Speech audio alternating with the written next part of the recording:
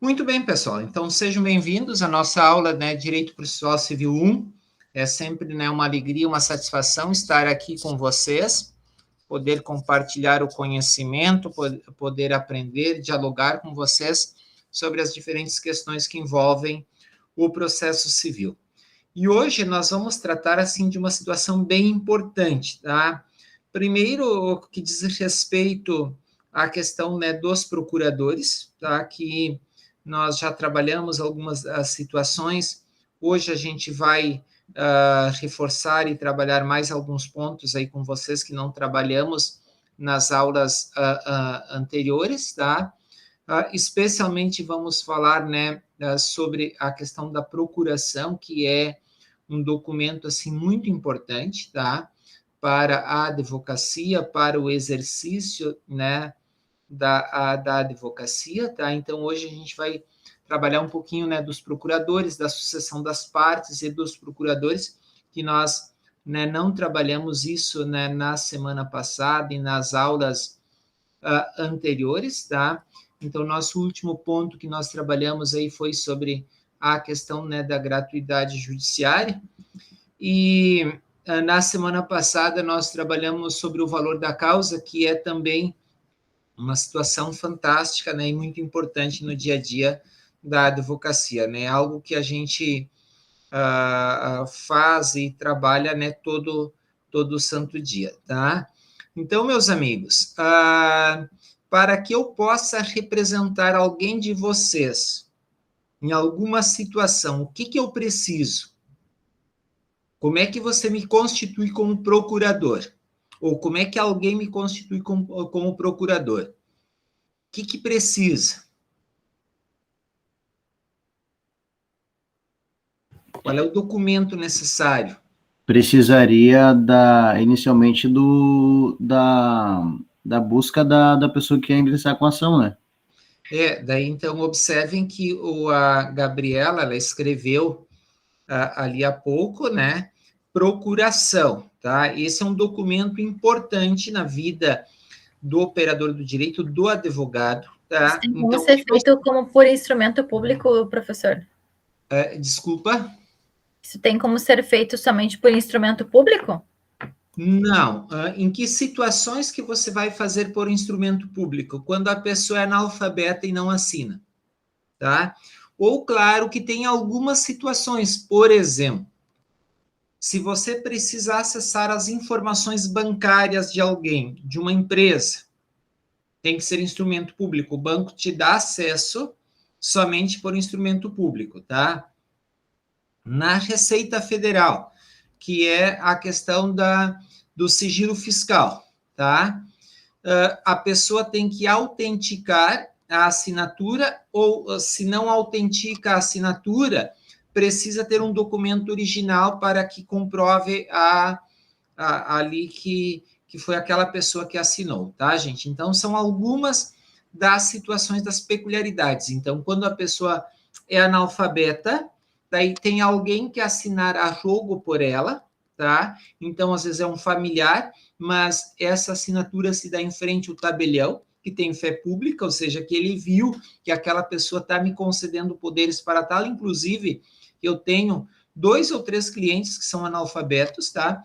Inclusive, eu peguei agora há poucos dias 3 ou 4 processos contra essas financeiras, porque ele não contrata, ele não assina e estão consumindo boa parte, do salário dele com esses empréstimos consignados, cartão de crédito consignado e assim por diante, tá? Então, procuração pública, quando a pessoa é analfabeta, tá, gente? Para algumas situações, para tratar de questões de bancos, também daí a gente vai falar em procuração pública, tá? A Receita Federal vai exigir a assinatura reconhecida, autêntica, ou, no caso que apresente documento original, tá? Então, daí, normalmente eles aceitam, tá? Então, são essas peculiaridades, assim, mais específicas. Claro, quando que você vai assinar, Vou dar um exemplo. Eu tenho uma situação que eu tenho que assinar a partilha do divórcio e assinar as escrituras, né, de transmissão de bens, de partilha, né, de um divórcio, né, que a pessoa foi trabalhar em outro estado. Então, nestas situações aí, o que a gente vai fazer? Nessas situações, nós vamos trabalhar com procuração pública e com poderes especiais específicos para todas essas situações, tá? Não, Lucas, nós temos aula porque na quinta-feira tem aula normal, tá? Daí, terças e quintas é na 10ª semana a prova, tá? Então, por isso que a gente está com aula normal, tá? Então, é na semana que vem. Deixa eu só ver aqui o que mais. Tá? Então, vamos até, eu convido vocês para olhar. Deixa eu ver aqui o que eu... tá. É o módulo 9 aqui. Tá. Professor, Então, estamos somente em 6 pessoas na sala de aula. Acredito que o restante da turma acredite que seja hoje a prova. Não sei se não ficou um pouco confuso pelo fato de ter também entendi dessa forma, mas... Pois é. Pois não é, temos tipo, eu não ia entrar na aula, daí eu vi outra que não tinha alternativa. link. Seguimos com a aula, tá? Então, pessoal, aqui são atividades privativas da advocacia. Então, lembrem que é importante a gente insistir a postulação a qualquer órgão do Poder Judiciário e aos juizados especiais. Claro que tem naquelas causas, né? Se a gente olhar aqui na Lei 9.099, tá? Naquela Lei 9.099, tá? Deixa eu ver aqui se eu encontro Ctrl F. Vamos ver se aqui vai aparecer essa palavra, tem bastante. Deixa eu ver, 20 salários. Vou botar a palavra só salários. Tá, deixa eu ver aqui. A execução do título executivo fiscal até o valor tá ok. Tá, deixa eu ver salários. Nas causas, tá, gente? De valor até 20 salários mínimos, as partes comparecerão pessoalmente, podendo ser assistidas por advogado. Nas de valor superior, a assistência é obrigatória. Então, estão percebendo? Mesmo no juizado especial civil, tá? Nas causas até 20 salários mínimos, as partes podem comparecer pessoalmente, tá? Podendo serem assistidas por advogados. Aquelas acima de 20 salários mínimos, a assistência de advogado é obrigatória, tá, gente? Então, eu estou trazendo aqui uma situação, né, para vocês, em relação ao juizado especial. Tem muitos que dizem, eu posso comparecer sim, dependendo do valor da causa, né? Dependendo do valor da causa. Então, por exemplo, as atividades de consultoria, assessoria e direção jurídica só podem ser exercidas por advogados, tá? E o exercício da atividade de advocacia no território brasileiro é denominação de advogado, são privativos de quem? Dos inscritos na ordem, que nós até já, em algum momento, assim, até colocamos e apontamos aqui, tá? Então, somente podem representar as partes advogados inscritos na OAB, né? Então, por exemplo, para você fazer a inscrição, você precisa fazer a prova da ordem. Na primeira fase da prova da ordem são 80 questões, tem que acertar no mínimo metade, que são 40 questões. Na segunda fase da prova, a média é 6, tá? Então, na primeira fase, a média é 5, na segunda fase, a média é 6, na segunda fase, são casos prático-profissionais muito semelhantes àqueles que eu trabalho aqui com vocês, e elaboração de peça, tá? Então, aqui eu só estou apresentando para vocês aquelas situações que envolvem, né, você ingressar na ordem, né? Então, observem aqui que eu estou trabalhando para vocês exatamente o artigo 103, o artigo 104, por que eu estou trabalhando aqui para esses artigos aqui, reforçando algumas situações? Porque eles são muito importantes aqui algumas situações que a gente vai trabalhar aqui para vocês, tá? Ou com vocês melhor, tá?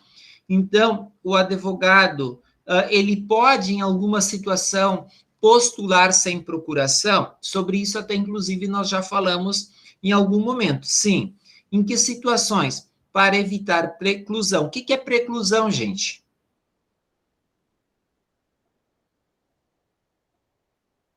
Alguém de vocês saberia me dizer o que é preclusão? A preclusão, meus amigos, tá? É você perder de praticar o ato. Vou dar um exemplo. Você tem um prazo para praticar. Não praticou dentro daquele prazo. Vou dar um exemplo. Apresentar o rol de testemunhas, né, para uma audiência de instrução. Você foi intimado para dizer se tem outras provas a produzir. Não se manifestou, ou seja, o direito de produzir outras provas precluiu. Significa o quê? Você perdeu, tá?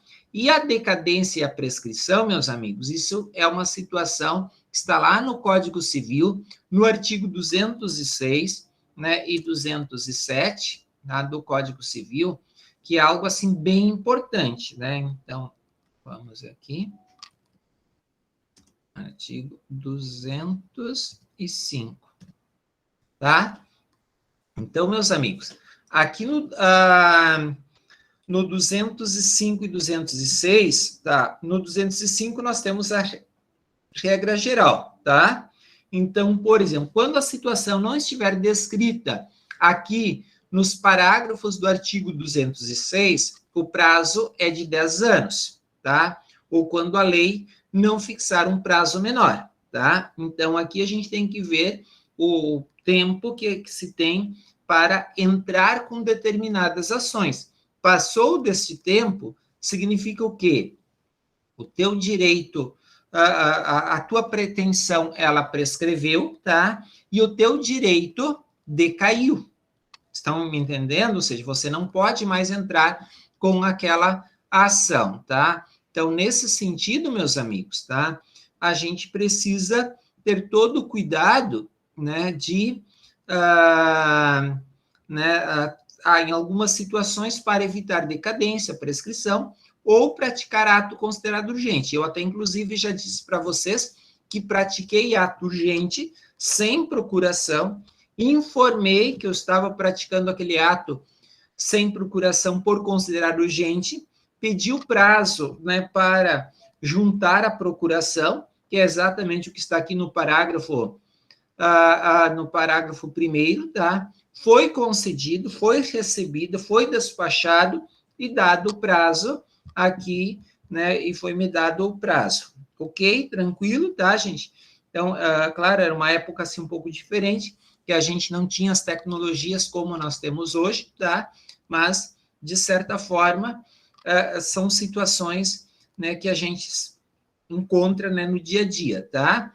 Então, se não for depois juntada, né, a procuração, né, ou seja, aquele ato vai ser considerado ineficaz, tá? Então, por isso que você precisa ter a procuração. E o artigo 105, meus amigos, ele é de uma importância fundamental, tá? Por que eu falo, assim, de uma importância fundamental? Aqui está a orientação de como nós vamos fazer a procuração, tá?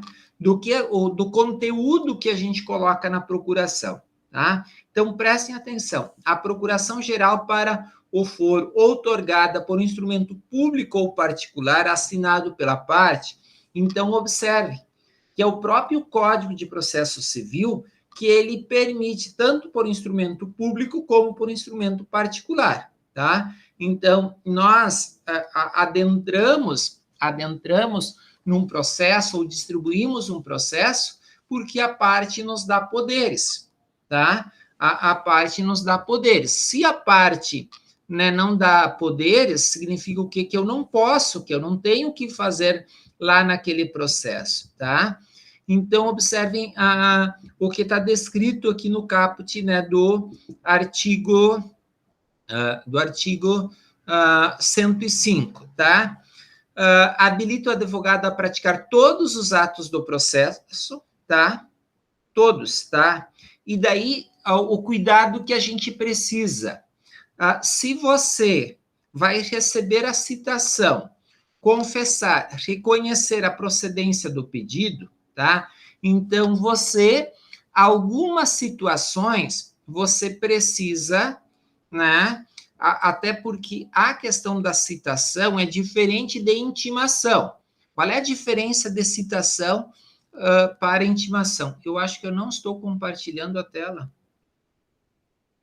Tá? Vocês podem me chamar e avisar, tá? Quando acontecer isso, gente. Eu estava mostrando tanta coisa aqui para vocês.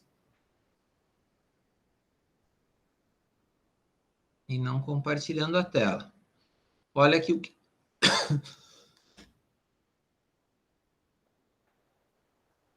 Olha o que eu mostrei. O Código Civil, o artigo 205 e 206, que são os prazos da prescrição. Eu mostrei aqui também para vocês o artigo 9º da Lei 9.099, tá? Que é a Lei do Juizado Especial Cível, tá? Claro, tem criminal também, mas para nós aqui o que interessa é o especial cível, tá? Nós colocamos aqui que até 20 salários mínimos as partes podem comparecer pessoalmente. Acima deste valor é obrigatória a assistência de advogado, tá, gente? O que mais? E daí nós estávamos vendo aqui, né, essa parte, né, do artigo 106, tá?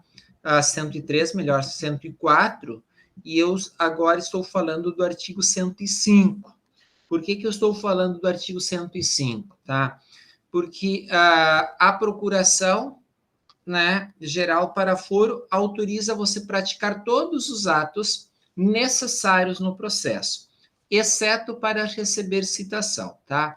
E aquilo que eu estava falando para vocês, o que é a citação? A citação é quando você é comunicado, tá? Você é comunicado que há um processo tramitando contra você, que você está envolvido, né, num processo. Então, aí nós chamamos citação. Agora, intimação é quando você já está no processo e você é intimado a praticar determinados atos, tá? Ou a juntar determinados documentos. Então, citação, você toma o conhecimento que há um processo contra você, tá? Então, eu estou falando do quê? De citação.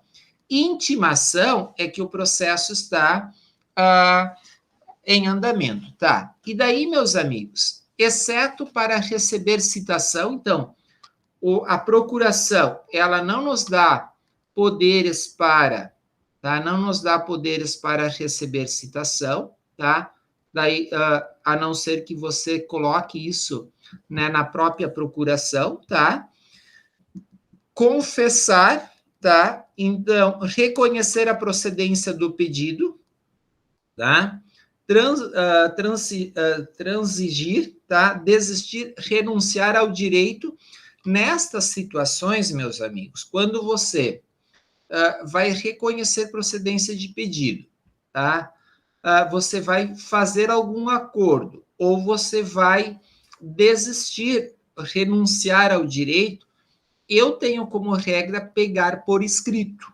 Por que tomar aquela informação por escrito, gente? Tá? Mesma situação, né?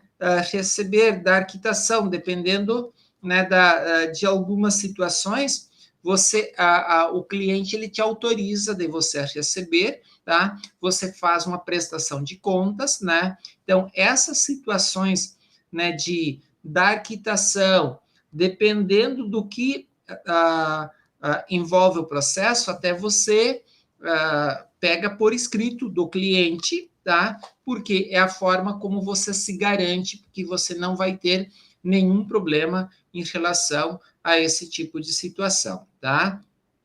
declaração de hipossuficiência econômica.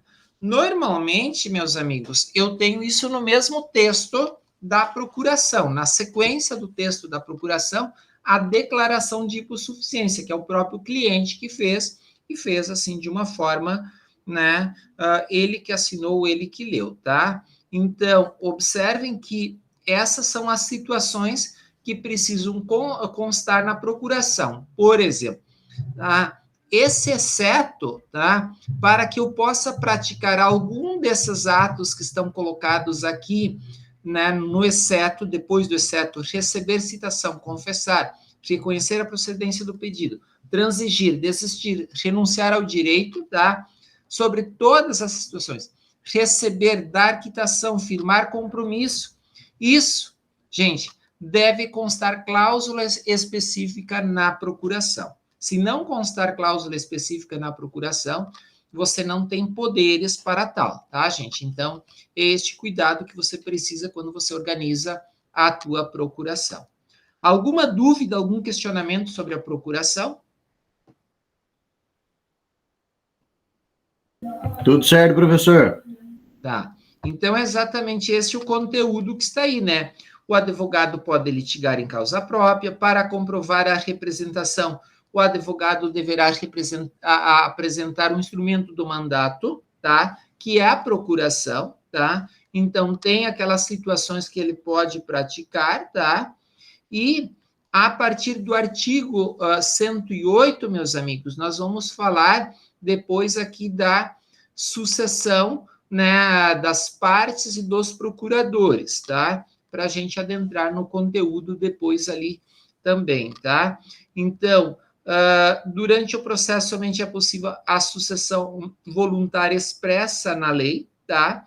Por exemplo, o que isso quer dizer, meus amigos, tá? Que em algumas situações, vou dar um exemplo, tá? Aqui o artigo 107, tá? Aliás, eu gostaria de ler esse artigo 107 com vocês, porque às vezes a gente não tem e as pessoas criam dificuldades nos espaços, tá? Eu lembro que eu fui numa secretaria de meio ambiente de um município para olhar um processo de uma empresa, tá? Que a empresa, o processo de licenciamento ambiental, tinha notificações, tinha multa, várias situações. Mas a gente não pode alcançar o processo sem a advogada ou o diretor jurídico aqui da secretaria autorizar. E daí eu sabia que o diretor jurídico ele era da OAB. E eu tinha o contato desta pessoa. Eu digo, olha, que coisa bacana que esta pessoa ela dá OAB. Digo, eu vou ligar para ela e vou dizer que vocês estão me impedindo, né, vocês estão me ceifando um direito que é sagrado para a advocacia, tá? Digo, e certamente, digo, a diretora de vocês vai ter que orientar vocês, né, que o advogado ele pode ter acesso às informações, mas é um direito dele ter acesso, tá? Então, porque às vezes o pessoal, e que são as discussões que se tem ali no dia a dia, aconteceu operação X, operação Y, se o advogado não tem acesso às informações, não tem como fazer a apresentação da defesa, tá?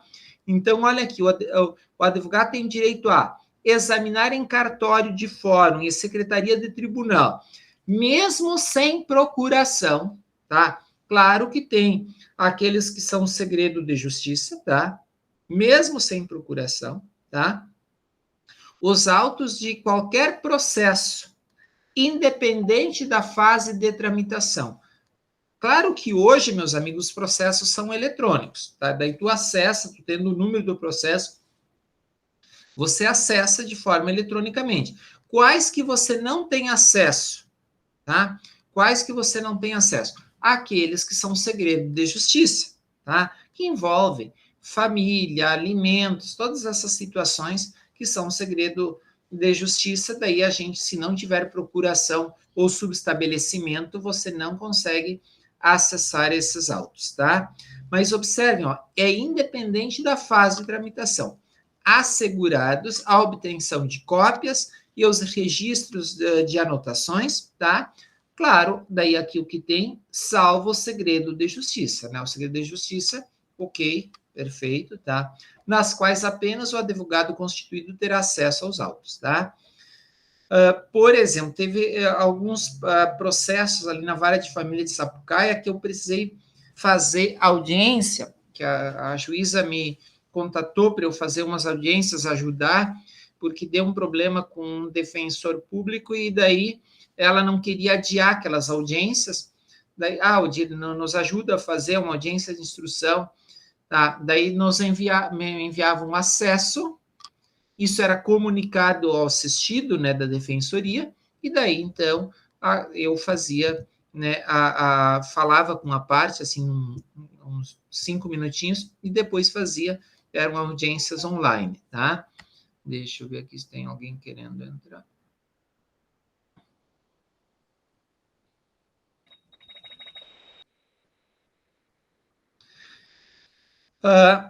Então, observe, requerer como procurador vista dos autos de qualquer processo, tá? Então, você tem direito a ter vistas, tá?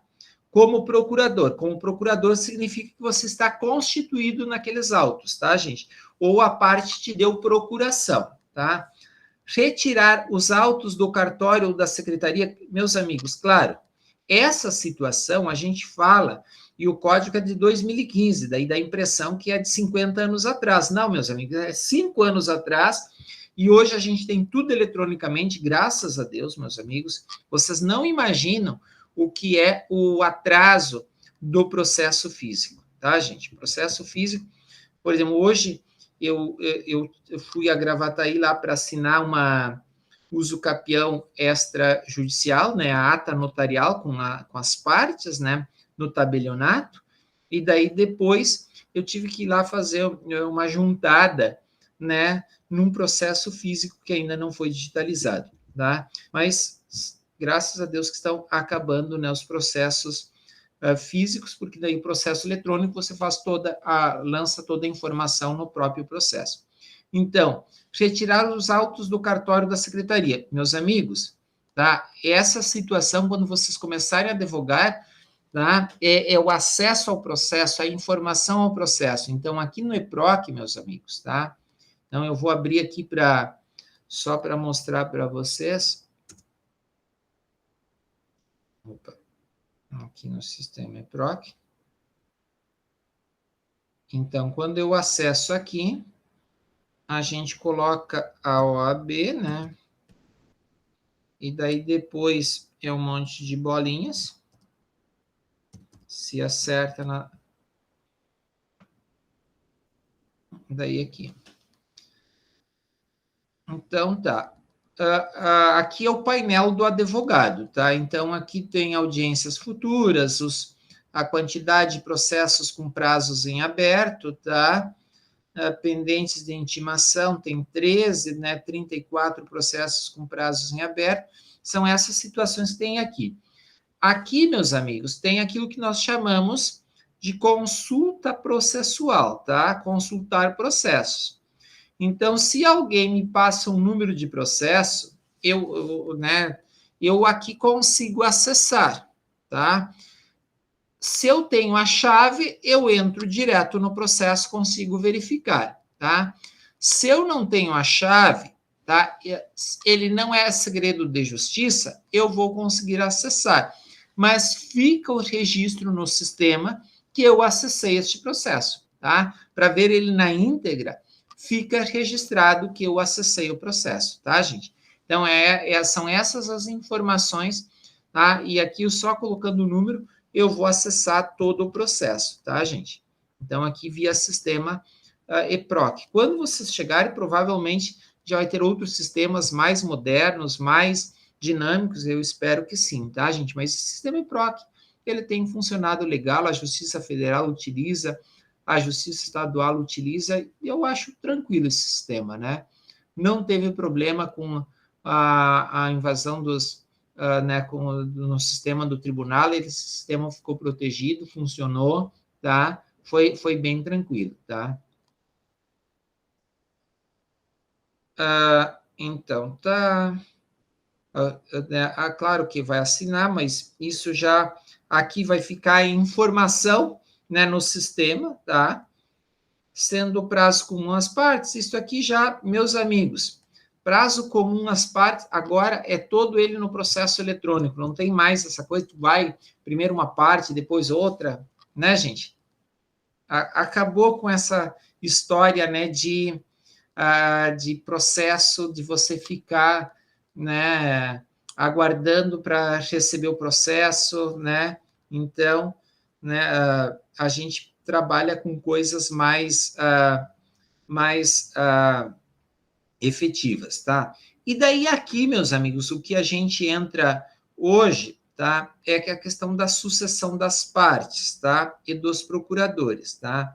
Então, primeira situação, é possível a sucessão? Em que situações, né, gente? Principalmente,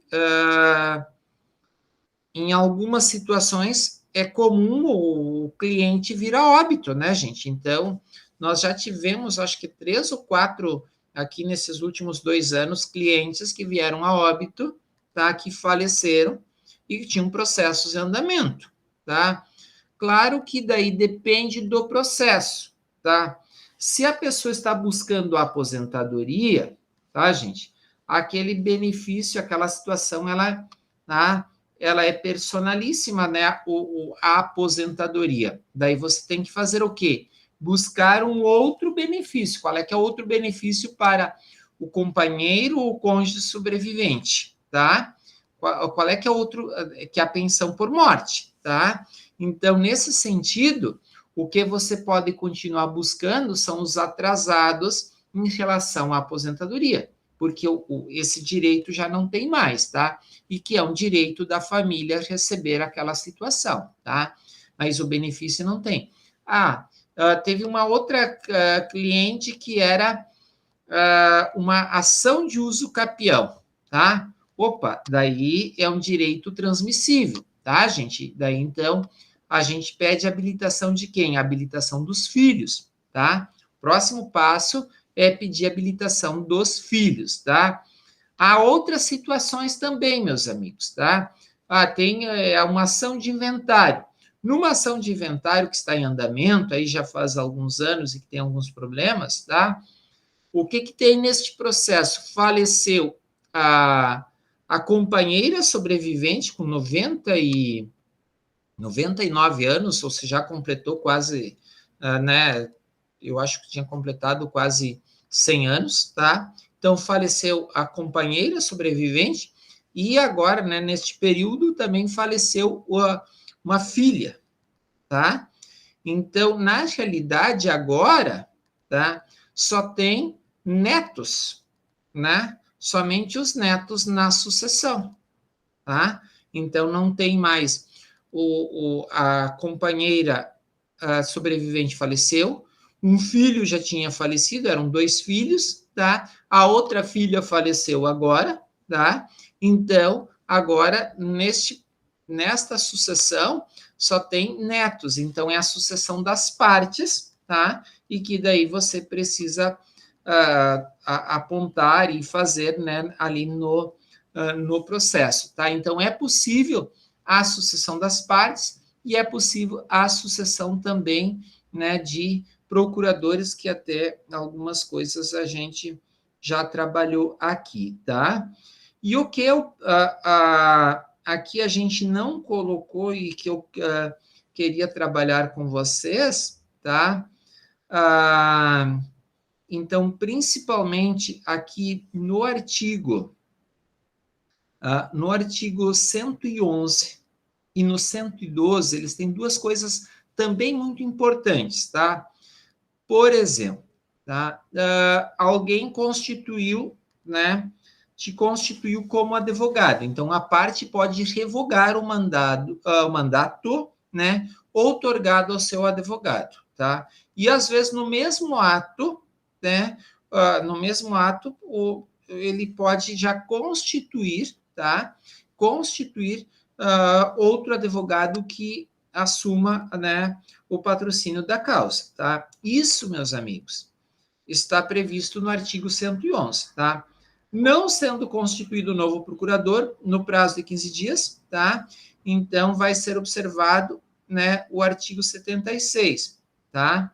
O que é? É a questão, né, que a parte é uma providência que ela precisa, se ela é autora, o processo vai ser extinto. Se ela é ré, ela vai ser considerada revel, né, dependendo do andamento do processo, tá? Mas também nós, advogados, meus amigos, podemos renunciar ao mandato, tá? A qualquer tempo, tá? Então, por exemplo, a gente pode renunciar. Eu estou renunciando nos processos lá do Núcleo de Prática Jurídica, porque da outra instituição, porque daí a mantenedora mudou, antes era sábado de manhã, e agora eles modificaram que tem que ser durante a semana, e daí durante a semana eu não consigo sair do escritório, ou deixar o escritório e estar na faculdade, tá? Durante o dia. Então, deixa eu ver aqui se eu localizo, que eu acho que eu tenho. Aqui só um minutinho. Um exemplo de renúncia, tá? Deixa eu ver se eu tenho aqui.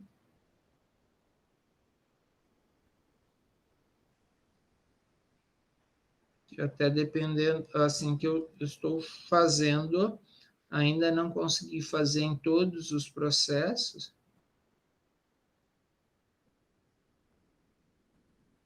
Deixa eu ver.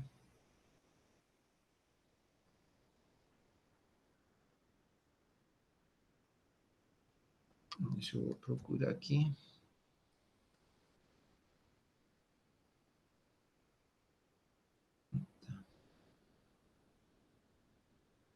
Estou abrindo, tá? Então, deixa eu só voltar aqui, compartilhar e vou mostrar para vocês.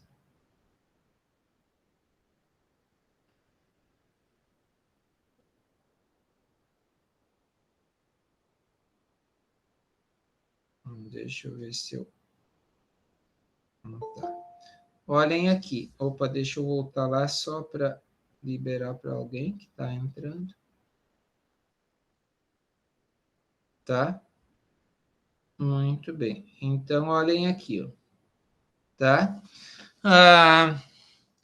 Pessoal, então, observem, tá? Este aqui é um termo de renúncia, tá? Então, aqui eu informo, né? É sempre a qualificação que a gente, né?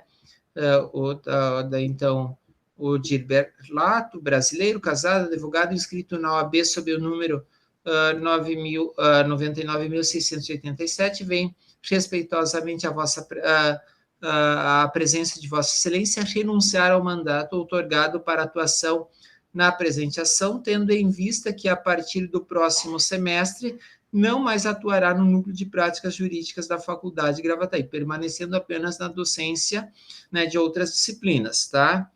A presente renúncia é comunicada nos termos do artigo 112, tá?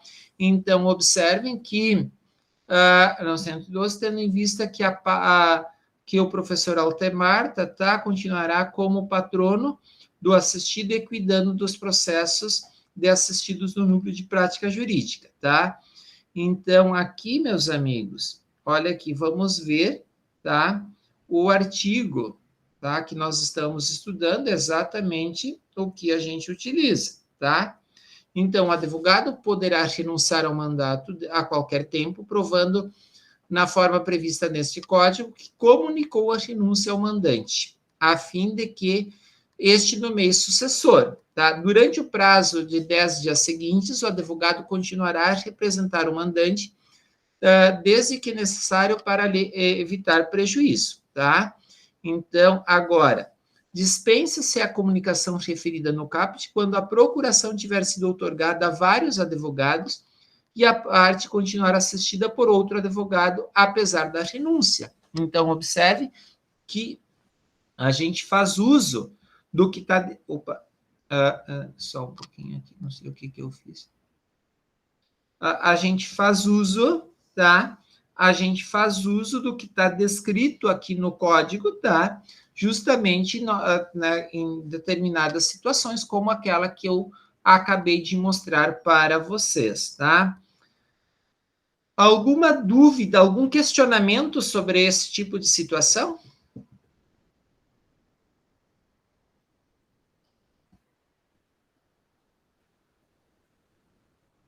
Né?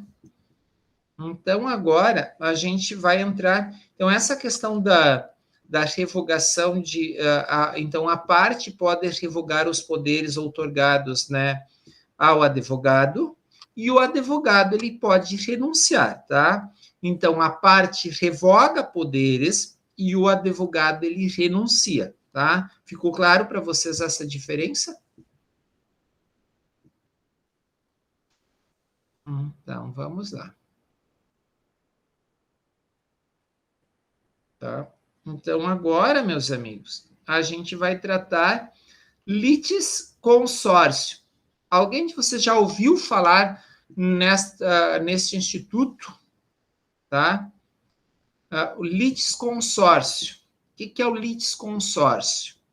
Tá? O litisconsórcio, meus amigos, é quando, num processo, o que a gente tem normalmente num processo? Deixa eu... Tá compartilhado. Então, deixa eu só aqui pegar o drive. Tá?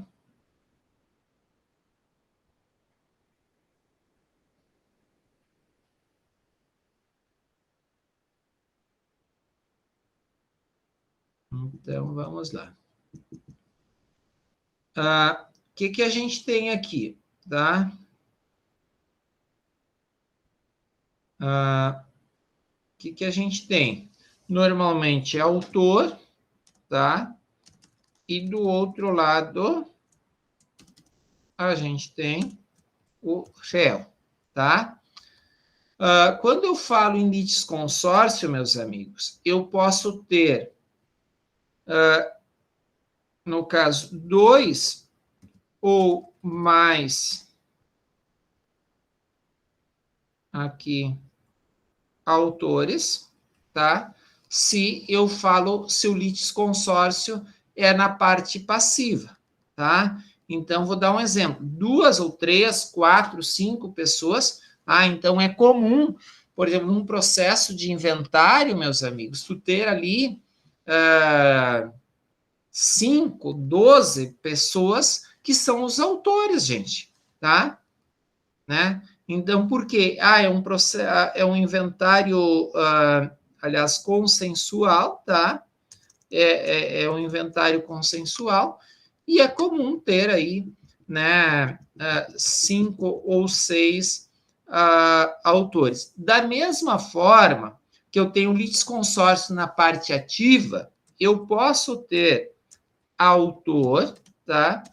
Versus, tá? 2 ou mais réus. Daí eu estou falando o quê? Aqui, meus amigos, eu tenho um litis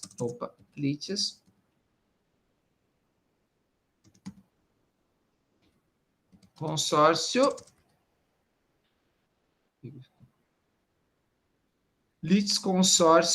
tá, ativo, tá? Então, aqui eu tenho um litisconsórcio, tá? Litisconsórcio ativo. Aqui, meus amigos, tá? Eu vou ter o quê? Um litisconsórcio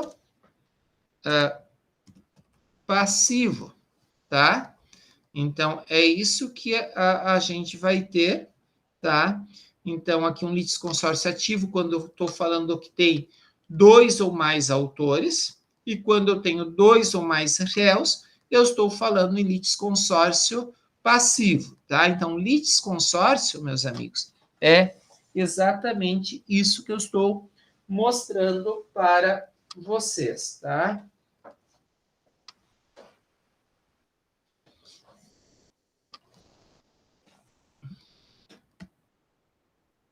Vamos voltar aqui no texto. Então, vamos ver o que diz o texto do artigo 103. O litisconsórcio se caracteriza pela existência de mais de uma parte, tanto no polo ativo como no polo passivo, exatamente como eu estava mostrando ali para vocês, ou seja, pode haver pluralidade de partes no mesmo processo, tá? Então, quando eu falo de pluralidade de partes, eu estou falando aqui, né, meus amigos, do artigo, né, 113, tá, gente? 113, tá? Então, 113, tá? Então, são exatamente essas situações aqui que nós estamos analisando e trabalhando, tá? Então, o que eu tenho? Né? Duas ou mais pessoas podem litigar no mesmo processo? Podem, gente. Em conjunto? Podem. Ativa ou passivamente, tá? Quais são os requisitos para tal? Comunhão de direitos ou de obrigações. Vou dar um exemplo. Tem um problema lá numa determinada rua que sempre alaga, tá? Aquela comunidade ou aqueles moradores entrar, né, contra, né, digamos, entrar contra o município para que tome providências, que faça obras, ou até buscando alguma indenização também, tá? Quando houver também conexão pelo pedido ou pela causa de pedir, tá? E afinidade de questões por ponto comum de fato ou de direito, tá, gente? Então, são nessas situações que a gente pode, né, ter mais de uma pessoa no polo ativo, tá? Então, quando eu falo no polo ativo, são os autores, e no polo passivo, né, eu estou falando da parte ré, a parte demandada no processo, tá? Alguma dúvida, algum questionamento sobre litisconsórcio?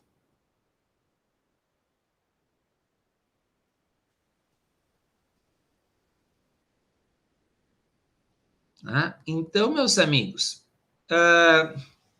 intervenção de terceiros, tá? O que é um terceiro? Tá? Então, olhem aí, eu tenho um processo que tramita em Canoas, né, que é uma intervenção no caso de terceiro, tá? Depois já vou mostrar para vocês. O CPC aponta 5 institutos sobre o rótulo de intervenção de terceiros, tá, meus amigos? Então, aqui, deixa eu mostrar aqui para vocês. Falamos sobre litisconsórcio, tá? Então, a gente entra depois aqui, né, num novo título, né, que intervenção de terceiro. O que é terceiro? Voltamos aqui ao nosso documento. Observem, a gente tem autor e a gente tem réu. Se são todos autores, tá? Eu estou falando aqui no polo ativo, estou falando de litisconsórcio.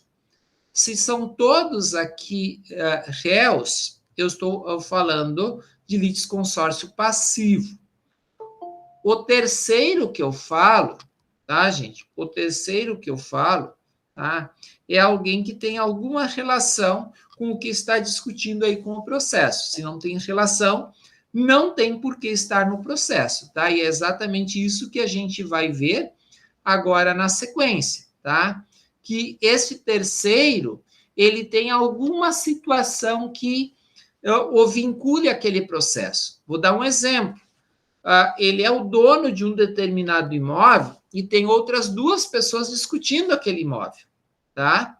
Então, é uma intervenção de terceiro, tá? Então, a denominação terceiro, porque não são partes do processo, tá? Então, num primeiro momento, esses terceiros não são parte do processo. Então, olhem aqui, meus amigos. Voltando, tá? Então, quem é parte aqui no processo? Os autores e os, né, o réu ou os réus. Esses que são partes do processo. O terceiro, que a gente está falando aqui, ele, num primeiro momento, ele não é parte, tá? Não é parte do processo. Tá? Não é parte do processo, tá? Então, por isso, olhem aqui, a denominação terceiro, que não são partes do processo. A intervenção de terceiro pressupõe conflito ou confronto de relações jurídicas entre aqueles que são partes e aqueles que, como terceiros, poderão ou deverão intervir, tá? Eu vou dar um exemplo. Você tem um seguro, tá? Você se envolveu num acidente. O que aconteceu? A parte entrou contra, contra o processo, entrou com o processo e apenas te colocou como réu. Mas daí agora o que você faz se você contratou o seguro, tá? Você tem seguro, tá? E você está respondendo, tá? Aquela indenizatória não está envolvendo a seguradora, tá? Será que é algum momento que tem alguma relação jurídica com um terceiro que deve vir ao processo? Ser chamado ao processo? Então, vocês estão percebendo que tem algumas situações que você precisa analisar, e são exatamente essas situações que a gente passa a analisar a partir de agora. Quais são as modalidades que a gente tem, tá? Na primeira instância, que é a parte onde a gente mais lida e que tem a maior parte, né, no caso dos processos, a gente está falando da assistência, tá? Então, aquele resultado daquele processo me interessa. Por quê? Se ele for procedente, tá? E a pessoa receber, ela vai conseguir me pagar. É um exemplo que eu estou dando. Então, vou prestar uma assistência porque aquele processo ele me interessa, tá? E daí depois a gente vai trabalhar isso melhor. Denunciação da lide, tá? Então, denunciação da lide, a gente vai ver que há um processo e alguém tem que ser, né, tem que participar do processo, ele tem que ser envolvido no processo. Da mesma forma, o chamamento ao processo. Incidente de desconsideração da pessoa jurídica é quando alguém, ele tem uma empresa, né, pessoa jurídica no seu nome, e por alguma situação, tá, esta empresa não cumpre com todas as situações que são apontadas, tá, e há necessidade de você trazer os sócios, tá, para o processo, tá? Então, enquanto pessoa física, não enquanto pessoa jurídica, tá? Então, são algumas situações de incidente, né, de desconsideração de pessoa jurídica. Às vezes, algumas situações tu só consegue cobrar quando tu vai no patrimônio, né, da pessoa, né? E daí ele paga. Enquanto tiver do patrimônio pessoa jurídica, às vezes a pessoa jurídica está quebrada, mas a parte ela está com muitos recursos, tá? Então, exatamente. E amicus curiae é como se fosse o amigo, né, da justiça, tá? Este a gente praticamente só vê assim naqueles processos de repercussão geral, tá? Então, nesses processos, tá, é aberta a possibilidade para que determinadas instituições, representações, possam participar e opinar e apresentar o seu parecer jurídico em relação àquela discussão que está sendo feita. Essa situação é uma característica dos tribunais superiores, né? E naquelas discussões que são feitas nos tribunais superiores, na primeira instância, como regra, isso não é feito, tá, gente? Tá, deixa eu só mostrar aqui no CPC, tá, para vocês. Então, a gente está aqui na assistência, né? Então, a gente vai estudar exatamente a questão da assistência. Alguma dúvida, algum questionamento, meus amigos?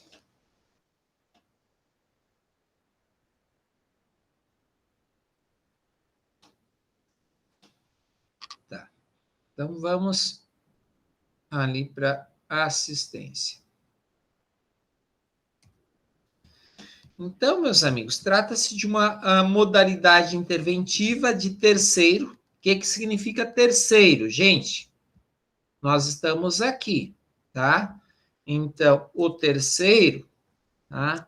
Então, o terceiro,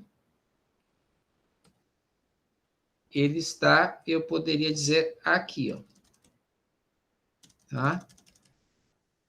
O terceiro, alguma coisa interessa, tá, ao processo, alguma relação jurídica que vincule ele a alguma a uma das partes ou principalmente ao resultado, né, do processo, tá?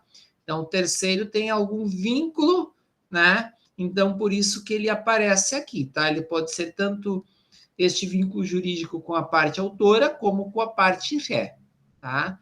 Que nós, na sequência, vamos, né, trabalhar. Então, a assistência, tá? É uma modalidade interventiva de terceiro, pela qual um terceiro assistente atua em prol de uma das partes, o assistido, para se beneficiar diretamente da decisão, tá? Então, aquilo que eu falei, tá, gente? A sentença favorável interessa esse terceiro. Então, ele vai atuar em favor de uma das partes, tá, gente? Então, por isso que eu estava apontando aqui para vocês que esse terceiro, ele pode atuar, aliás, o terceiro assistente, tá? Ele pode trabalhar tanto em favor do réu como em favor, né, da parte autora. Tá? Ou seja, o ingresso de assistente dá-se desde que o assistente seja juridicamente interessado em que a sentença seja favorável a uma das partes, né? Claro que precisa justificar, precisa, né? Isso não é simplesmente, eu quero entrar num processo, eu tenho que provar que eu vou ser beneficiado dependendo do resultado daquele, do processo, de como vai ser proferida a sentença, tá? E o assistente, então, ele não é parte, tá? Então, observe, tá? O assistente, ele não é parte, tá? Então, aqui o próprio CPC estabelece, tá? Então, a assistência será admitida em qualquer procedimento, tá? E em todos os graus de jurisdição. O que isso quer dizer, gente? Né? Se é em qualquer procedimento, pode ser no procedimento comum e também pode ser nos procedimentos especiais, tá? Esta é a situação, tá, gente? Nos procedimentos especiais, tá? Recebendo o assistente o processo no estado em que se encontra, tá, gente? Então, o assistente, ele não tem muita escolha, né? Ele vai encontrar o processo na forma que ele se encontra, tá? Não havendo impugnação no prazo de 15 dias, né, porque a parte, ela pode impugnar, né, tanto a parte autora como a parte ré, né? Não havendo impugnação no prazo de 15 dias, o pedido do assistente será deferido, salvo se for caso de rejeição liminar, que o juízo já de pronto, né, rejeita, tá? Se qualquer parte alegar que falta ao requerente interesse jurídico para intervir, o juiz decidirá o incidente sem suspensão do processo, tá? Então, por exemplo, né, a impugnação, ela vai ser trabalhada exatamente, né, na falta de interesse jurídico intervir, tá? Até porque eu não quero que um terceiro esteja intervindo contra o meu cliente, tá, gente? Tá? Então, se eu não quero que um terceiro esteja intervindo, é a forma que eu tenho, né, de dizer, olha, não entre no processo, tá? Não entre no processo, tá? Então, tá. Daí a gente vai falar aqui da assistência simples, né? Deixa eu só ver se aqui a gente tem, né, mas não, aqui, deixa eu ver. Então, voltamos para cá aqui. A gente tem assistência simples, tá? Aqui o assistente simples atuará como o quê, gente? um auxiliar da parte principal, tá? Quando eu falo da parte principal, tá? Ele exercerá os mesmos poderes, e daí, olhem aqui, gente, tá? E ele se sujeita, o assistente, meus amigos, ele está sujeito, tá? Aos mesmos ônus processuais que o assistido. O que é que isto significa, meus amigos, tá? Sendo revel ou de qualquer outro modo omisso o assistido, o assistente será considerado seu substituto processual, tá? Mas observem, o mesmo ônus é a questão, né, de pagamento e mesma coisa de sucumbência, tá? Então, observem aqui, a assistência simples não obsta que a parte principal reconheça a procedência do pedido, desista da ação, renuncie ao direito sobre o qual se funda a ação ou transija sobre direitos controvertidos, tá? Então, isso ele tem, tá, direito no caso de fazer. Transitada em julgado a sentença no processo em que interveio o assistente, este não poderá, em processo posterior, discutir a justiça da decisão, salvo se alegar ou provar que, né, pelo estado em que recebeu o processo, ou pelas declarações e pelos atos do assistido, foi impedido de produzir provas, né, suscetíveis para influir na sentença, e desconhecer a existência de alegações ou de provas das quais o assistido por dolo, né, ou culpa não se valeu, tá? E a gente tem assistência, tá? Que a gente chama litisconsorcial. O que é isso, tá, gente? Então, considera litisconsorte a parte principal, o assistente, sempre que a sentença influir na relação jurídica entre ele e o adversário do assistido. Em algumas situações, né? Então, a assistência litisconsorcial é quando que há um envolvimento, né, do assistente, e a sentença estabelecerá essa relação jurídica, né, entre ele e o adversário do assistido, né, e a outra parte, tá? Então, agora, se não tem dúvidas sobre a questão ali da assistência, eu vou dizer que isso, né, gente, muito comum, pouco, né, da assistência. Muito pouco acontece, tá? A gente vai para denunciação da lide. A gente podia fazer uns 2 minutinhos de intervalo, tá, meus amigos, para o professor dar uma descansada. Tá? 2 minutinhos somente, eu só preciso pegar uma situação.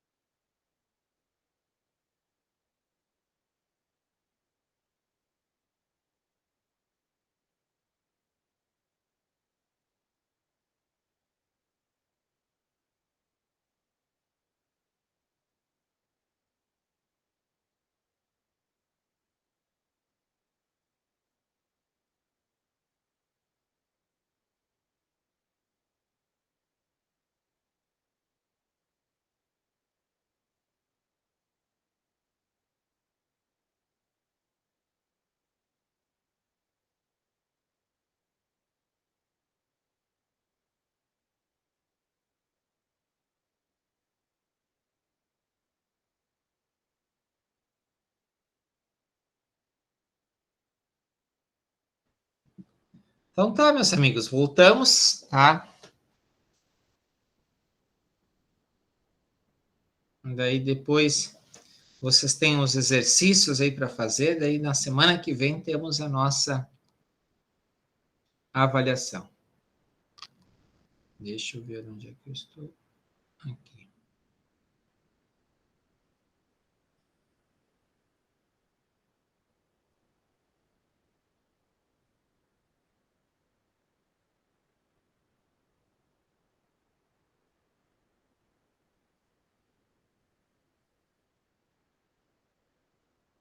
Deixa eu, antes de compartilhar, só quero ver se tem uns processos ali no núcleo que tem litisconsórcio, só para eu mostrar para vocês. Deixa eu vou parar aqui a apresentação.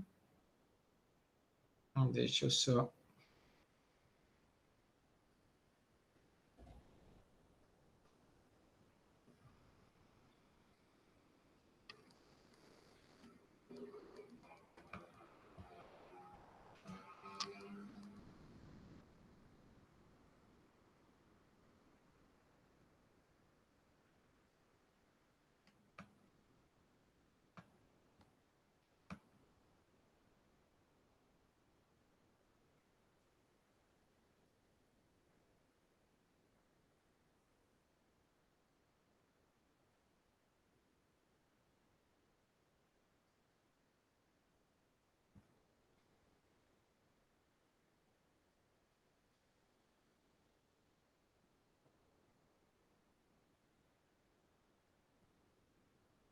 Muito bem, pessoal. Então, aqui, como são processos do núcleo, tá?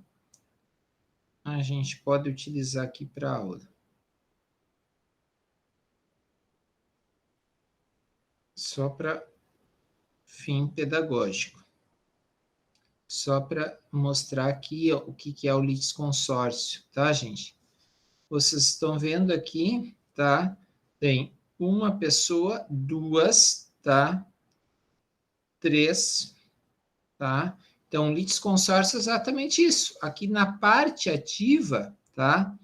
Então, na parte ativa, eu tenho 3 pessoas, enquanto que aqui na parte passiva, que é a parte Ré, que onde eu estou assinalando para vocês aqui, eu tenho, no caso, somente uma pessoa, tá?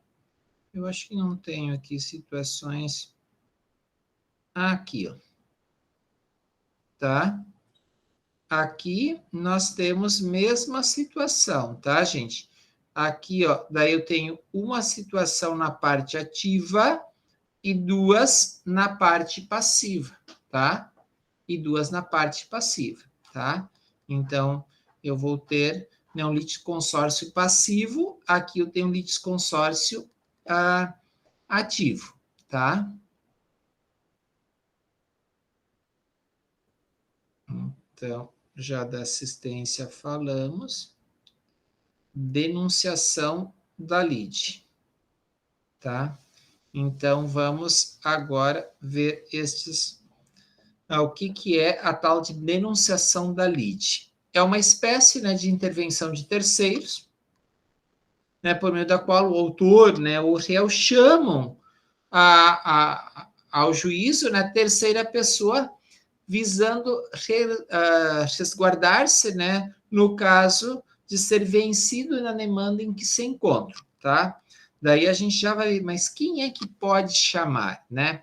Pode ser promovida por qualquer das partes, tá? Tá lá no artigo 125, né? Então, aqui, estamos aqui no artigo 125, tá? Então, a denunciação da lide, né? Estamos aqui, né, estudando e falando, tá? Muito bem. A denunciação da lide, tá? Então, pode ser promovida do alienante imediato no processo relativo à coisa cujo domínio foi transferido ao denunciante, tá? Vou dar um exemplo, tá? Você ou alguém vendeu um apartamento, tá? Vendeu um apartamento.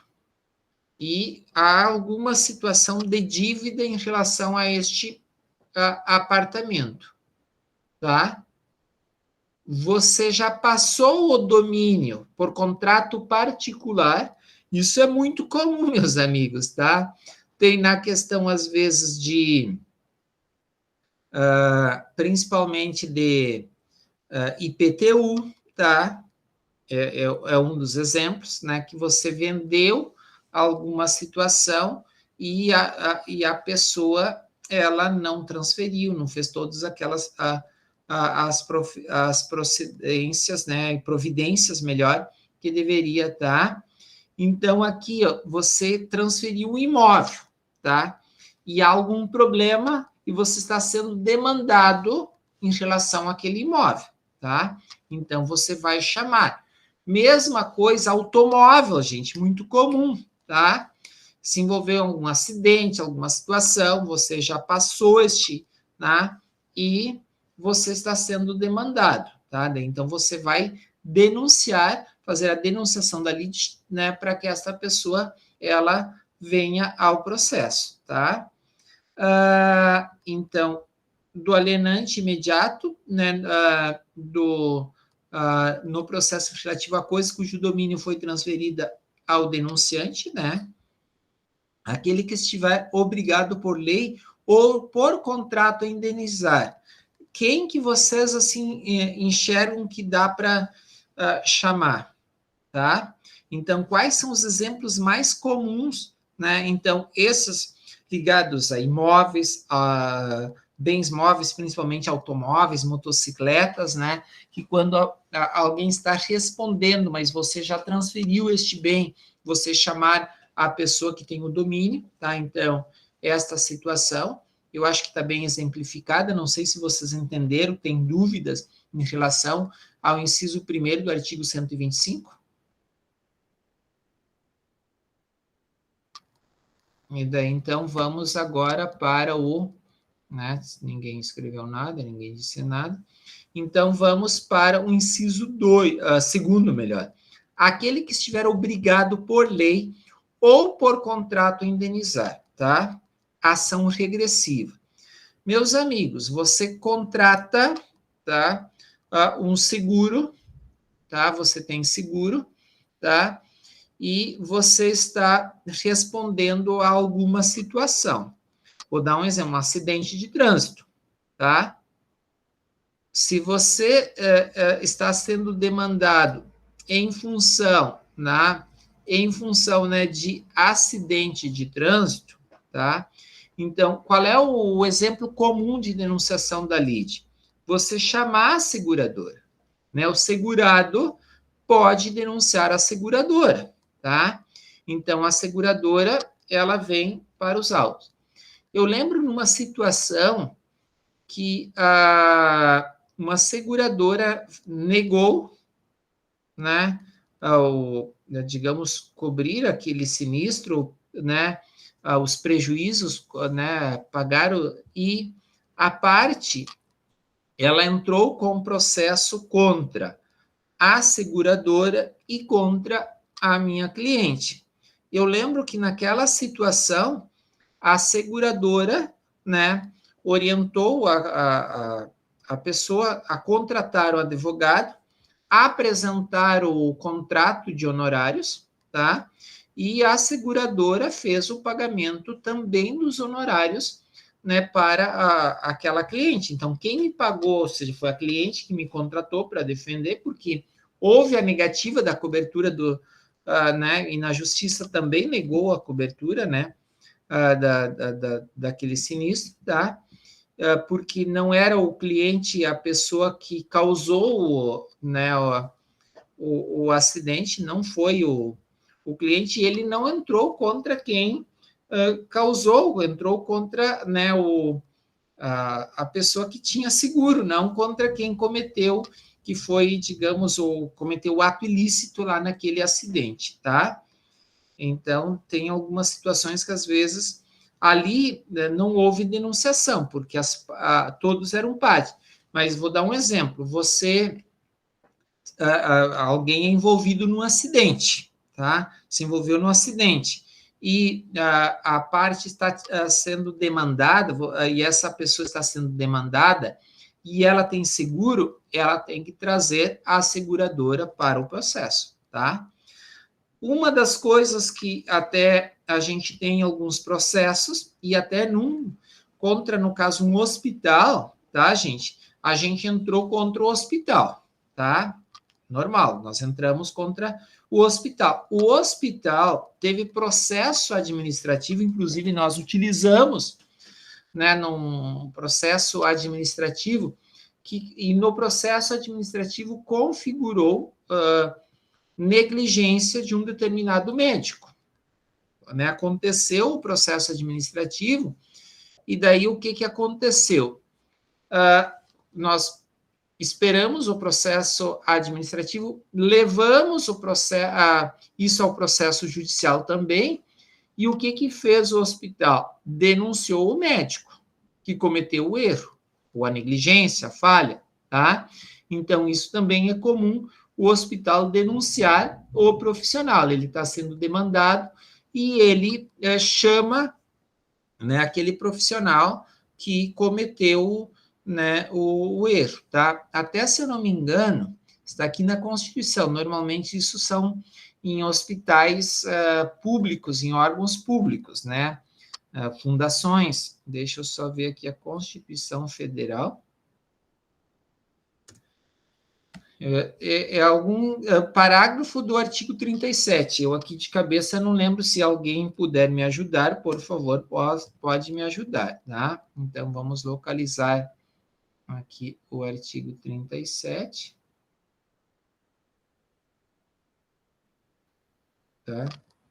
Tem um inciso aqui, ou melhor, um parágrafo, tá?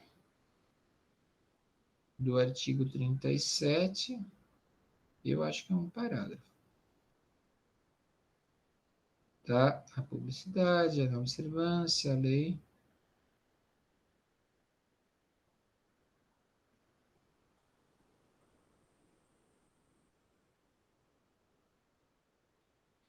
Ah, tá. Olhem aqui, é o parágrafo 6º, meus amigos, tá? Eu lembrava, assim, que era aqui no artigo, um parágrafo do artigo 37, mas de cabeça, assim, que não lembrava, né? As pessoas jurídicas de direito público e as de direito privado, prestadoras de serviços públicos, responderão pelos danos que os seus agentes dessa qualidade causarem a terceiros, assegurado o direito de regresso contra o responsável nos casos de dolo ou culpa. E daí, então, aqui, em algumas situações, a própria administração pública ela já chama, denuncia, e vai daí depender, né, se o juiz aceitar ou não. Teve neste processo, o juiz de primeiro grau não deferiu a denunciação, tá? Né, esta fundação pública fez agravo de instrumento, né, para o tribunal, e o tribunal daí autorizou, né, a denunciação da lide, ou seja, que o médico fosse chamado para o processo, tá? Então, esses são os principais exemplos, tá, gente? Primeiro, quando, né, de denunciação da lide, quando você vendeu um imóvel e está acontecendo, você está sendo demandado em função de alguma situação do imóvel, tá? Ou um automóvel, você chama quem, de fato, tem a posse ou domínio daquele bem, tá? E a segunda situação, né, o exemplo que a gente tem aqui, é de quando, tá, meus amigos, por lei ou por contrato, né, a parte, ela é obrigada a indenizar, principalmente contrato de seguro e, por lei, né, digamos, aqui que a Constituição determina, né, que né, aquilo que nós acabamos de ver, né, quem presta né, serviço público, a pessoa jurídica de direito público, ela responde, né, pelos danos causados por seus agentes, né, mas elas podem ingressar com processo contra, né, o agente, tá? Alguma dúvida, algum questionamento? Tudo certo, professor. Pode prosseguir. Tá tranquilo, assim, a forma como a gente está apresentando aqui? Estão Tá. compreendendo? Muito bem explicadinho, professor. Bem esmiuçado o conteúdo. Facilita bastante. Então, tá.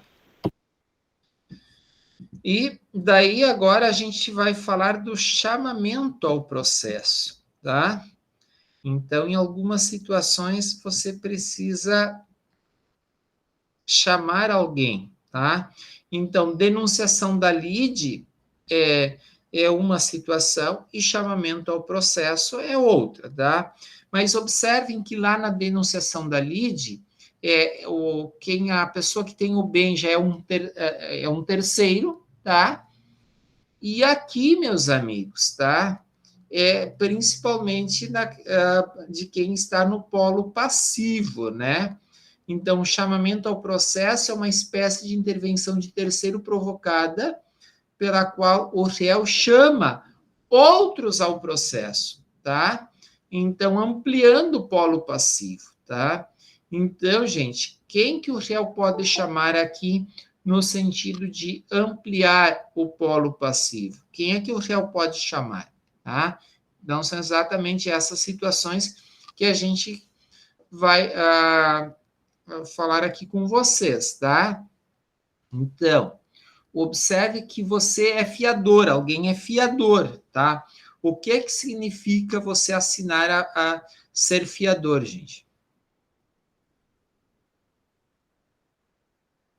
Né, você vai pagar, né? E normalmente é fiador quem tem patrimônio, e daí não tem restrição, né, sobre o patrimônio, tá? Então, e normalmente, se você sabe que o fiador é que tem dinheiro, você vai entrar contra ele. Esquece o devedor, porque ele não tem recursos. Então, tu vai bater aonde? Aonde tem recurso, tá? Então, se o fiador for o réu, ele pode chamar o afiançado. O que isto quer dizer, gente? A quem de fato assim deve, tá? Então, você chama o fiador, porque se o fiador não chamar, ele vai ter que pagar, ele vai, né, marchar com aquela situação, tá? Se tem mais de um fiador e apenas um deles está sendo demandado, daí você precisa chamar, né, os demais, daí precisa chamar os demais, tá? Então, são nessas situações. E no caso, que são vários devedores solidários, tá? Então, eu lembro agora de um processo contra a Decolar e a Azul, né? Então, daí, então, transitou em julgado a sentença, abrimos para cumprimento de sentença, uma das partes foi lá e pagou, a outra não pagou, a gente foi, olha, não houve todo o pagamento, está faltando parte, né, do pagamento. Se vai ser contra quem é que vai ter que pagar, são as rés, são devedoras solidárias, né?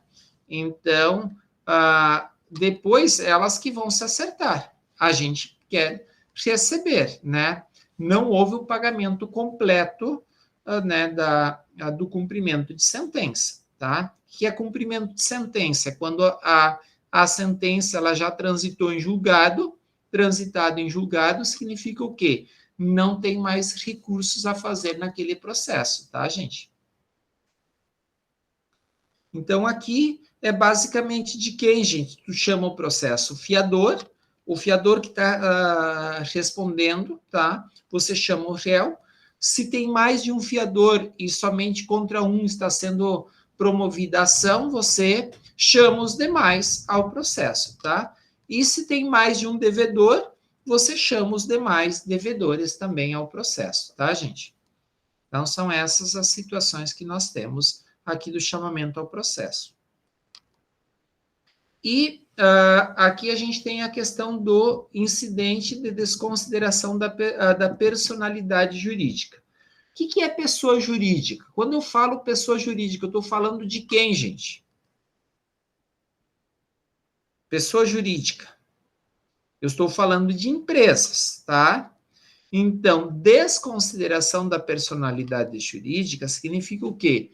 Que aconteceu algum problema, que esta empresa não cumpriu com as obrigações, ou com todas as obrigações, tá? E que há necessidade de recair sobre o patrimônio dos sócios. Como regra, a desconsideração é exatamente isso, tá? O que aconteceu? A empresa não tinha patrimônio, ou o patrimônio foi desviado, alguma situação aconteceu, tá? Não tem patrimônio para cumprir com suas obrigações, e vai haver o quê? O incidente de desconsideração da personalidade jurídica. O que significa isso? Que o patrimônio dos sócios vai responder, ou os sócios passam a responder, melhor, os sócios, né, passam a responder, os seus bens passam a responder, enquanto não personalidade jurídica, agora como pessoa física, tá? Então, vocês estão me entendendo, sai a pessoa jurídica e entra a pessoa física dos sócios para responder aos débitos, né, deixados pela empresa, tá? Não sei se há dúvidas em relação a isso, questionamentos, porque isso, gente, é bem importante, né? Então, eu até vou chamar aqui, tá? E a gente, para dar uma olhadinha, tá? O incidente, né, de desconsideração da personalidade jurídica será instaurado a pedido da parte ou do Ministério Público quando lhe couber intervir no processo, né? Então, o pedido de desconsideração do personalidade jurídica observará o que está descrito aqui, ok? Tá? Então, o artigo 134, o incidente é cabível em todas as fases do processo de conhecimento, no cumprimento de sentença e na execução. Meus amigos, aonde eu tenho visto mais é exatamente aqui, ó, no cumprimento de sentença, tá? E na execução, tá? Cumprimento de sentença é quando eu tenho um título judicial, e execução é quando eu tenho um título extrajudicial. Por exemplo, eu tenho um cheque que não foi pago, tá? Eu tenho um contrato assinado e com duas testemunhas também assinadas, tá? Então, nestas situações, gente, tá? Nestas situações é que a gente tem, né, o incidente de desconsideração jurídica, né, na fase mais adiantada no processo. Normalmente tem aqui no cumprimento de sentença e na execução, porque é o momento de pagar, e daí não havendo pagamento, tá? Você esgotou as possibilidades na pessoa jurídica, então vamos ver se os sócios, enquanto pessoas físicas, eles têm patrimônio e podem responder por esta situação, tá? Então, instaurado o incidente, né, o sócio ou a pessoa jurídica será citada para manifestar-se e requerer provas cabíveis, tá, gente? Então, isso é comum. O incidente é o quê? Daí vem a figura do sócio, tá? Então, a pessoa jurídica, ela não tem patrimônio ou recurso para bancar toda a obrigação que ela assumiu, então, a pessoa do sócio e, principalmente, o patrimônio do sócio é que passa a responder, tá? Então, tá ok, foi deferida a desconsideração, né, da pessoa jurídica, acolhido o pedido de consideração, alienação ou oneração de bens havida em fraude de execução será ineficaz em relação ao requerente. O que isso significa? Se durante esta situação, tá, o sócio passou bens para frente, tá, será ineficaz. Eu, por exemplo, vou fazer a defesa ali de uma empresa, de uma situação que eles foram o quinto né, proprietário depois daquele que era devedor que não pagou, mas aqui era uma dívida tributária, tá? E daí, ou seja, o município está executando, vão perder o bem porque não buscou negativas, todas as situações né, ou são cuidados que você precisa ter quando você vai comprar, né, um imóvel, tá? Então, meus amigos, sobre a desconsideração da pessoa jurídica, era isso que eu tinha. Não sei se tem alguma pergunta, algum questionamento em relação à desconsideração da pessoa jurídica. E sempre, né, aqui é a questão de agravo em função do quê? Porque normalmente essas situações são decisões de meio do processo, tá?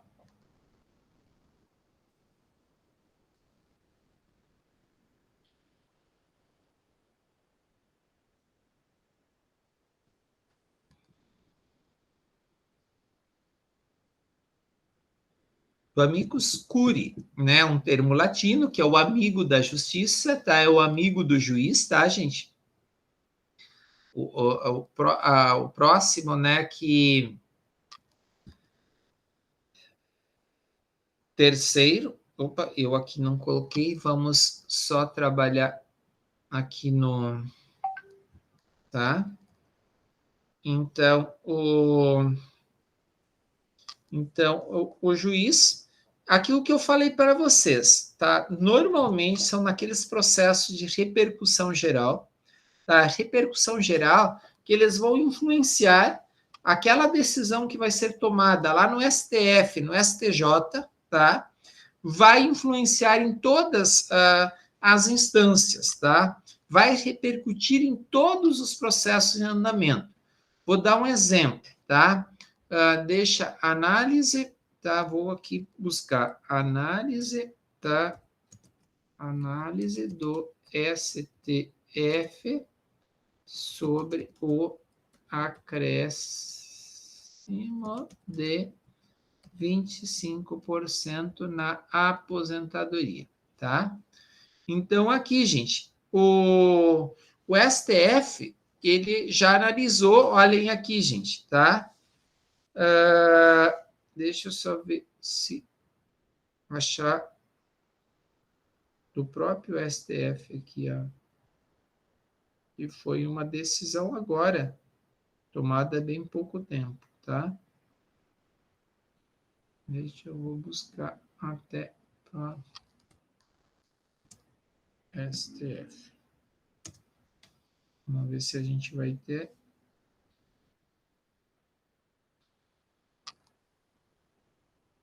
Que foi agora, né, há bem pouco tempo, tá? Deixa eu ver aqui. Nos termos da decisão do STF, do tema 1095, com repercussão geral, tá? Reconhecida, tá. Então, às vezes, tá. STF. STF. Muito bem. Tá? Repercussão geral. 25% aposentadoria. Vamos.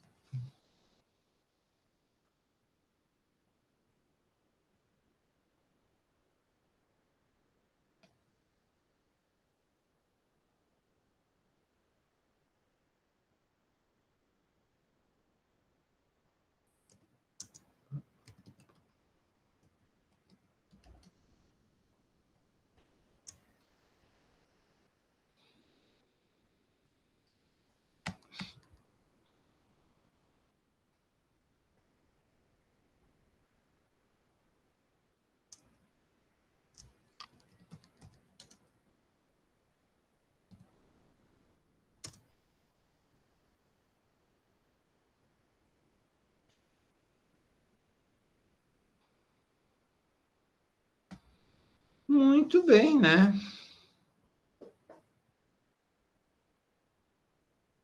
Vamos ver aqui teses com repercussão geral.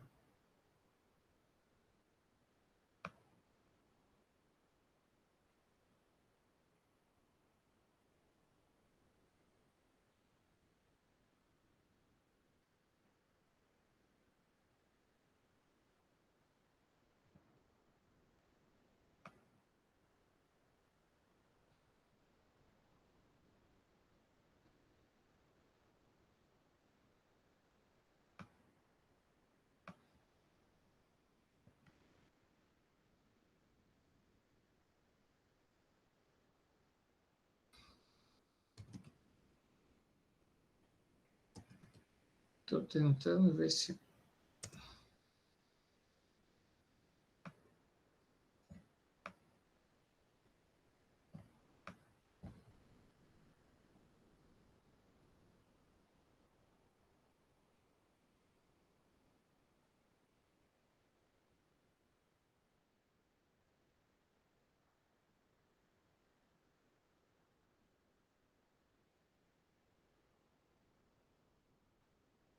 Ah, tá.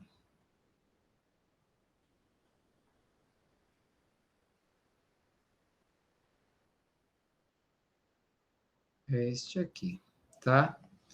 Então, vamos lá.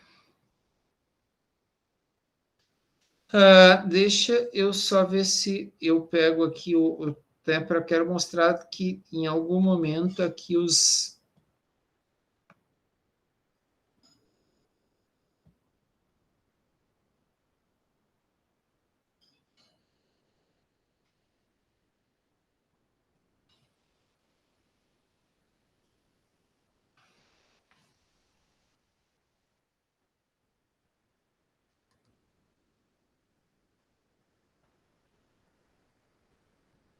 Tá? Então, esse é um tipo de processo, tá? Que tem repercussão geral, e daí acaba, né, algumas situações, deixa eu só ver aqui se... olhem aqui, meus amigos. Amigos Curi, né? O Instituto dos Advogados Previdenciários, que participou da discussão, o Instituto de Estudos Previdenciários, tá? E a União, tá? A Defensoria Pública da União, tá? Então, observe, tá, gente?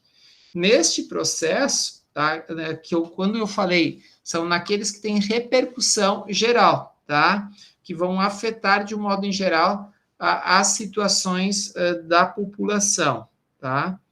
Então, aqui, conhecimento, questão opcional, auxílio acompanhante adicional, né, extensão beneficial às outras, né, impossibilidade, princípio da reserva legal, fonte de custeio, né, que foi, a gente tinha vários processos em andamento, estavam todos suspensos, agora veio a sentença de todos eles, e não tem mais o que fazer, porque, né, então, essa situação, ela agora somente aqueles que são aposentados por invalidez é que têm direito, tá?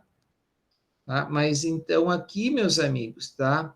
Se a gente for em vários momentos, vamos, opa, deixa eu ver aqui, vamos colocar aqui Ctrl F,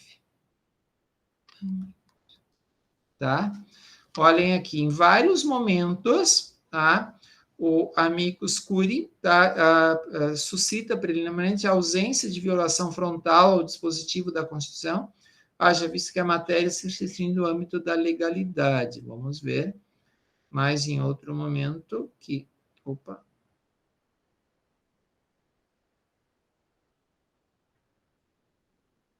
Aqui, isso tem mais... Ué, não está aparecendo. Tá?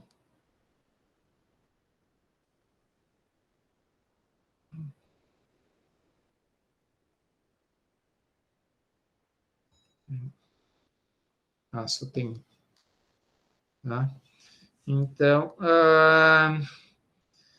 em algum momento, né, foi utilizado porque participou do processo, tá, meus amigos? Então, essa questão do amicus curiae, tá, é alguém que vai ali para ajudar a defender uma determinada tese, principalmente quando está sendo discutido algum tema de repercussão geral, né, no STF, no STJ, que vai ter alguma situação, algum impacto, tá? Então, deixa eu ver aqui, tá? Então, o juiz ou o relator, considerando a importância, né, da temática que está sendo discutida, a especificidade do tema objeto da demanda ou a repercussão social da controvérsia, poderá, por decisão, né, ou de ofício, ou a requerimento das partes, ou de quem pretenda manifestar-se, solicitar ou admitir a participação de pessoa natural ou jurídica. Então, vocês perceberam que aqui foram pessoas jurídicas, né, que... Opa, onde é que está? Aqui, pessoas jurídicas, né, que... Não é este. Pessoas jurídicas, né, que participaram, né? Foram pessoas jurídicas aqui, tá? Quem participou como amicus curiae aqui, tá?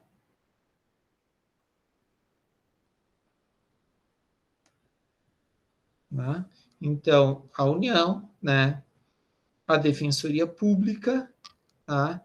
O Instituto de Estudos Previdenciários, tá? E o Instituto dos Advogados Previdenciários, tá? Esses que participaram como a amigos curiae, ou seja, foram pessoas que participaram ali para defender a tese. Qual é a tese? Da manutenção dos 25 para todos, o melhor estender os 25% para a pessoa que depende de assistência integral para todas as aposentadorias, ou modalidades de aposentadorias e benefícios, tá?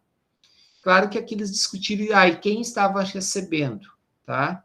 Quem estava recebendo, recebeu isso, né, de forma honesta, tinha uma decisão que implicava, né, no recebimento, tá? Então, gente, a intervenção de que trata, né, não implica alteração de competência nem autoriza a interposição de recursos, né? Ressalvada a posição de embargos de declaração, tá, gente?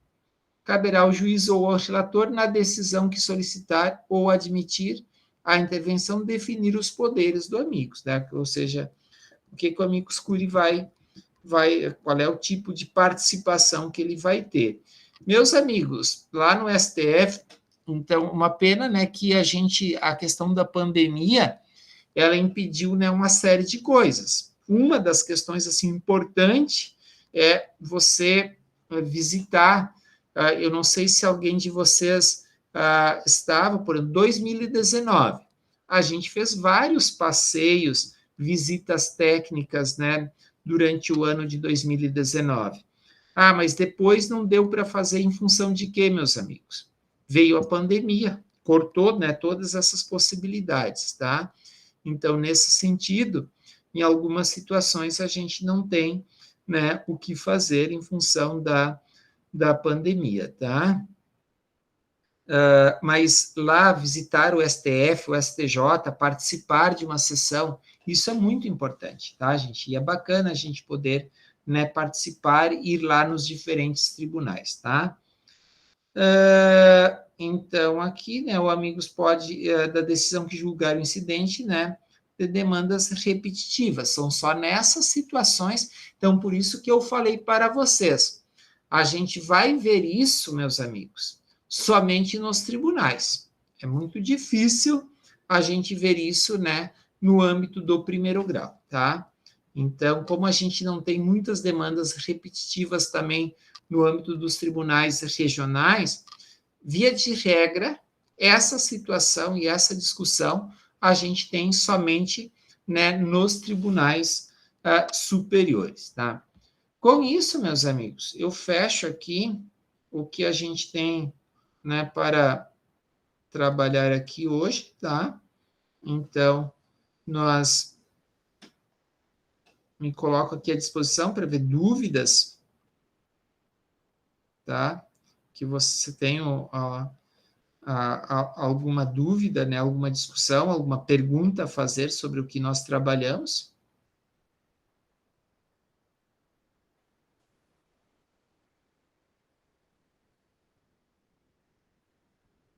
Tá.